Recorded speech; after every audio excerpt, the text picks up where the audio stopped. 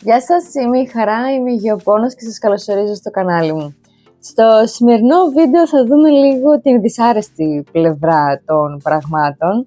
Όπως έχω ξαναπεί πολλές φορές, όταν έχεις να κάνεις με φυτά, μερικές φορές τα πράγματα δεν πάνε έτσι όπως θα ήθελες να πάνε, κάτι το οποίο είναι πάρα πολύ φυσικό, αλλά αυτό δεν σημαίνει ότι δεν είναι στενάχωρο, οπότε σήμερα θα δούμε για πράγματα τα οποία δεν πάνε καθόλου καλά. Για αρχή θα ξεκινήσουμε με κάτι που ήταν πλέον αναμενόμενο. Το υποαίσθηση πέθανε.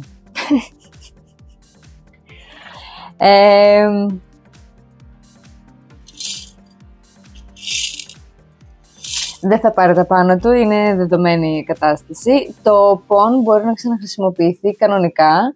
Θα το ρίξω μέσα σε μια λεκάνη και θα βάλω βρωστό νερό.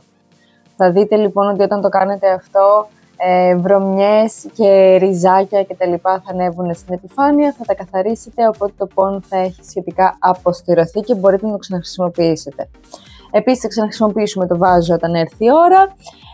Το είπα στη φιλενάδα μου, γιατί αν θυμάστε σας είχα πει ότι το υποαίσθηση μου το είχε πάρει δώρο φιλενάδα μου. Το είπα στη φιλενάδα μου, στεναχωρήθηκε, αλλά δυστυχώς της εξήγησα ότι δεν είναι το κατάλληλο περιβάλλον για αυτό, δεν κατάφερε να περάσει τον χειμώνα. Και νομίζω σας είχα ξαναπεί ότι γενικά εγώ δεν τα προτιμώ αυτά τα φυτά. Είναι πάρα πολύ ευαίσθητα και θέλουν πάρα πολύ προσοχή και είναι πολύ απαιτητικά, κάτι το οποίο σίγουρα δεν το συνιστώ σε πρωτάριδες, αλλά επίσης και εγώ η ίδια δεν το πολύ θέλω στην συλλογή μου. Προσπάθησα, δεν μου έκανε τη χάρη, αλλά δεν πειράζει. Οπότε, πάει το ένα. Το επόμενο φυτό, το οποίο ήταν δεδομένο ότι δεν θα πάει καλά,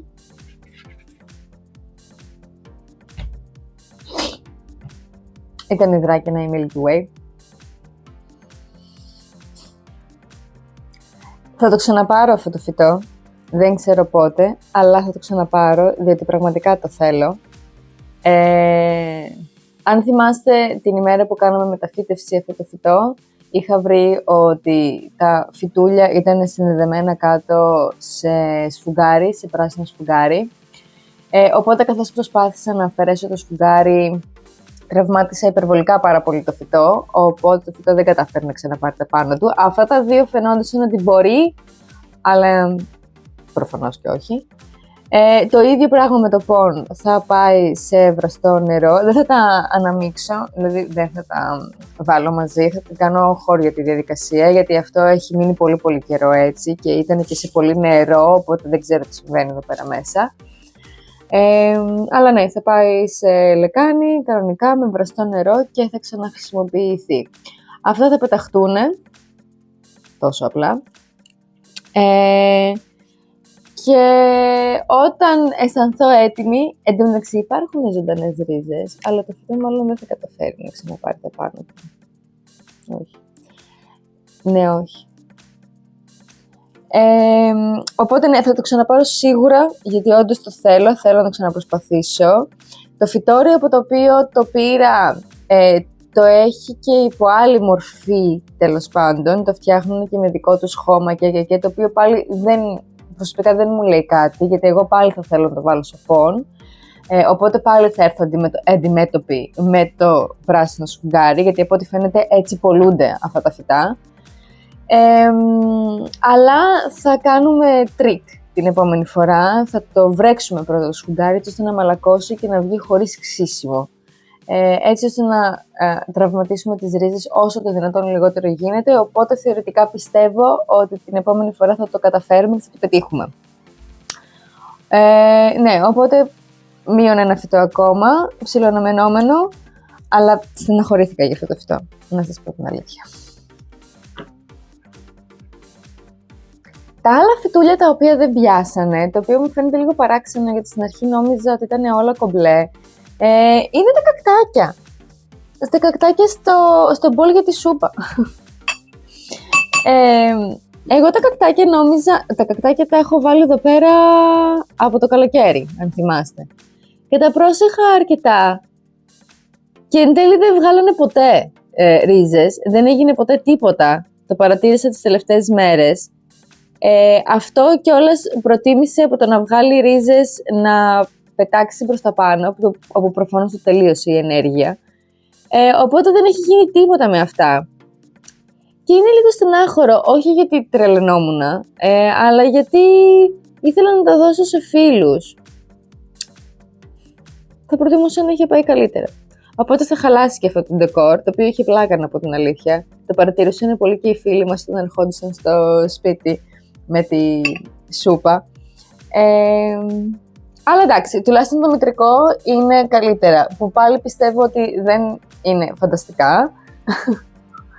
Γιατί δεν νομίζω ότι τρελαίνεται για το σπίτι και για τις συνθήκες. Και τώρα βλέπω ότι έχει και λίγο σκόνη, χρειάζεται ένα καλό ψέκασμα με νερό. Αλλά τουλάχιστον το πάει πολύ καλύτερα και βλέπω ότι μεταξύ θα βγάλει και άλλα μωρά. Βασικά βγάζει και άλλα μωρά. Ενώ εγώ θα προτιμούσα ξεκάθαρα να ψηλώσει, και δεν νομίζω θα ψηλώσει πλέον άλλο, νομίζω πως εκεί θα μείνει. Όπως και να έχει, ήταν το φυτό που με έκανε να συνειδητοποιήσω ότι τουλάχιστον μέσα σε αυτό το σπίτι δεν μπορώ να έχω κάκτο. Να πω την αλήθεια, απορώ πώς είναι ακόμα σε αυτή την σταθερή κατάσταση και δεν κάνει decline. Και βλέπω τώρα εδώ πέρα ότι πετάει και άλλες μικρές κορυφούλες. Ίσως το καλοκαίρι φέτος να πάρει λίγο τα πάνω του και να δω κάτι από εδώ. Αν και αυτό που σας είπα πριν, δεν θέλω να βλέπω μικρά, θα ήθελα αυτό να μεγαλώσει, αλλά δεν νομίζω ότι θα γίνει κάτι τέτοιο. Και το τελευταίο φυτό που νομίζω ότι δεν πάει καθόλου καλά, το οποίο το παρατήρησα τις τελευταίες 3 μέρες. Είναι τόσο φρέσκια η φάση.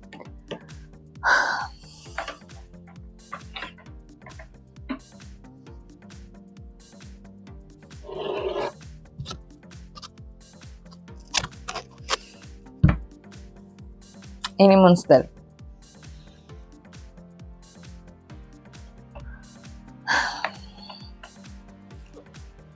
Θα σας πω μια μικρή ιστορία, η οποία δεν είμαι σίγουρη αν είναι 100% legit και αν όντως αυτό έχει συμβεί που έχω στο μυαλό μου, αλλά θα σας την πω. Την Αντανσόνη την πήραμε πριν από 2,5 χρόνια, αν δεν κάνω λάθος. Ήταν μικρούλα. Κάποια στιγμή, όχι το καλοκαίρι που μας πέρασε, το προηγούμενο καλοκαίρι, είχαμε θρύπες μέσα στο σπίτι. Οι θρύπες είναι υπεύθυνοι για τη μετάδοση διάφορων ασθενειών και ιώσεων. Και ξαφνικά, κάποια στιγμή, βρήκα θρύπες επάνω στην Αντανσόνη και κάποια στιγμή παρατήρησα λοιπόν ότι τα φύλλα έχουν αρχίσει και έχουν κάτι παράξενα pattern επάνω τους, κάτι παράξενες σκιές και σχέδια και διάφορα τέτοια. Έκατσα λοιπόν και έψαξα κάποια πράγματα και διαπίστωσα ότι είναι ένα πάρα πολύ συνηθισμένο φαινόμενο ότι οι άνθρωποι αγοράζουν Αντανσόνη, ξαφνικά η Αντανσόνη πετάει κάποιο παράξενο σχέδιο, σχήμα κτλ. Πάνω στα φύλλα και νομίζουν ότι έχουν αγοράσει κάποιο φυτό variegated τύπου με 15 ευρώ από όσο κάνουν περίπου οι Αντανσόνη. Στην πραγματικότητα όμως είναι ίωση. Είναι μοσαϊκό. Το ιός του μοσαϊκού είναι τέσσερα διάφοροι ιοί οι οποίοι προκαλούν διάφορα προβλήματα στα φυτά και ναι μεν δεν βλέπετε το φυτό συνεχίζει και προχωράει, αλλά το φυτό είναι ασθενικό, δεν θα μεγαλώσει ποτέ όπως πρέπει να μεγαλώσει. Φυτά τα οποία κανονικά πρέπει να είναι παραγωγικά δεν είναι παραγωγικά όπως πρέπει να είναι παραγωγικά. Και νομίζω πως έχουμε πέσει σε αυτή την περίπτωση, το οποίο δεν ξέρω αν είναι από την αρχή το φυτό έτσι όταν το πήρα, αν έφταιγαν οι θρύπες που είχαμε πριν από 2 χρόνια ή δεν ξέρω τι άλλο μπορεί. Είναι μια θεωρία που έχω, το έχω συζητήσει και με άτομα τα οποία εμπιστεύομαι σχετικά με τα φυτά, πηγαίναμε μαζί στη σχολή και.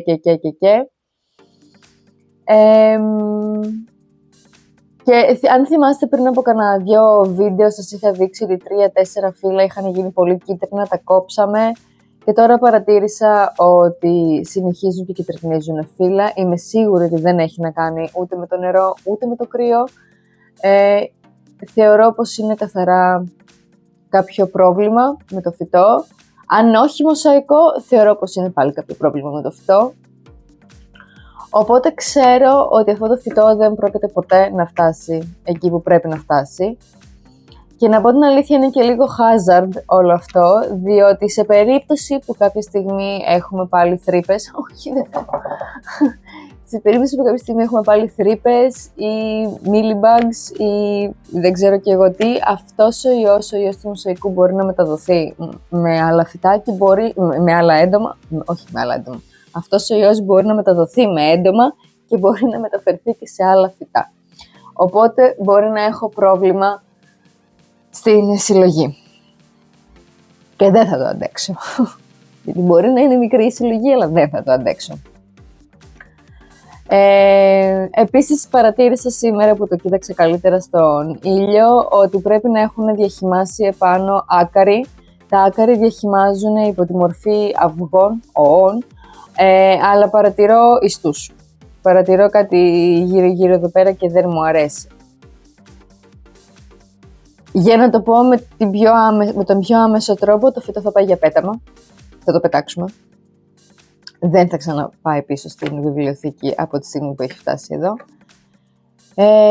Το ίδιο πράγμα με το πον, θα το απολυμάνω με βραστό νερό, θα απολυμάνω και το κασπό. Και θα ξαναπάρω ντανσόνι, γιατί θέλω ντανσόνι, αλλά δεν θα την πάρω από το ίντερνετ, διότι αυτή ήταν μια αγορά από το ίντερνετ και σας έχω ξαναπεί ότι όταν αγοράζεις από το ίντερνετ, δυστυχώς δεν μπορείς να έχεις τον απόλυτο έλεγχο του τι φυτό θα έρθει στα χέρια σου. Οπότε θα ξαναπάρω ντανσόνι, γιατί θέλω να έχω ντανσόνι, αλλά θα είναι κάτι που θα το αγοράσω straight από το φυτόριο.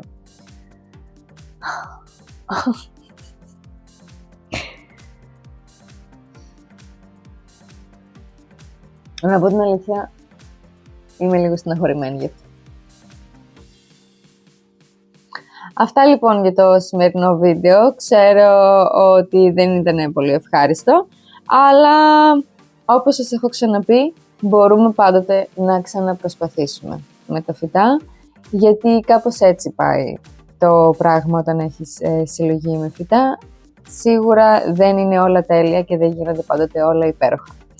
Οπότε να σας θυμίσω από την πλευρά μου να κάνετε follow, like και subscribe για περισσότερο περιεχόμενο. Είμαι η Χαρά και θα σας δω στο επόμενο βίντεο. Γεια σας!